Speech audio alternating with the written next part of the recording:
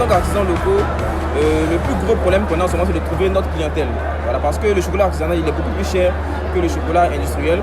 Et du coup, vu qu'on est sur une population qui n'est pas forcément habituée à consommer du chocolat, on doit pouvoir trouver le moyen de le vendre moins cher, mais on a un peu de mal.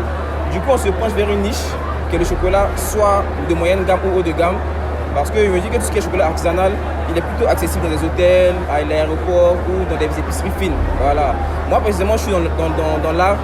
Je me dis que le domaine de l'art, il est beaucoup plus intéressant pour moi. Vu que, à ce niveau, malheureusement, j'ai une clientèle qui est plutôt expat. Parce que c'est eux qui sont plus sensibles à ça.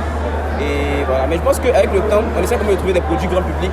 On y travaille. C'est un peu difficile, mais on y travaille. Et je pense que si demain, on a accès à des financements, on va avoir des unités qui seront semi-industrielles, on va faire des grosses quantités à petits coûts. Nous sommes producteurs, donc nous avons la matière première.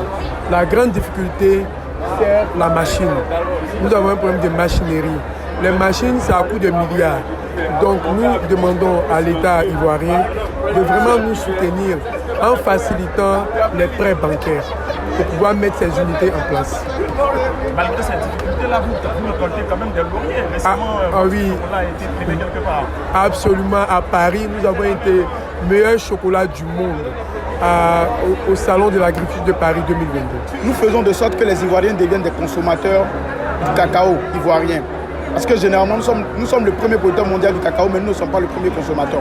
Donc nous voulons allier en même temps le fait d'être producteur et consommateur du cacao ivoirien. Comme toute entreprise locale, on est confronté à des difficultés où on a besoin de financement. On a une usine de transformation, mais bien sûr, avec le financement, on pourra étendre l'usine, étendre la capacité de production, donc étendre un peu tout le matériel pour produire encore plus.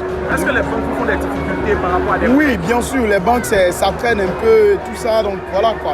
Et donc, nous appelons forcément les autorités à nous soutenir à travers, bien sûr, des fonds, parce que nous sommes une entreprise locale, donc nous faisons du Made in Côte d'Ivoire.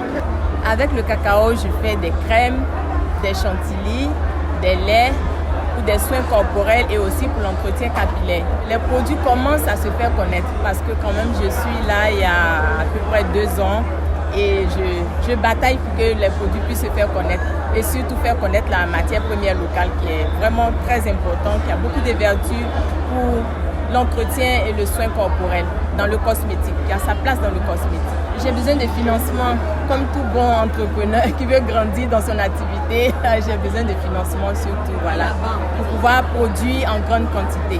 Qu'est-ce qui bloque le financement?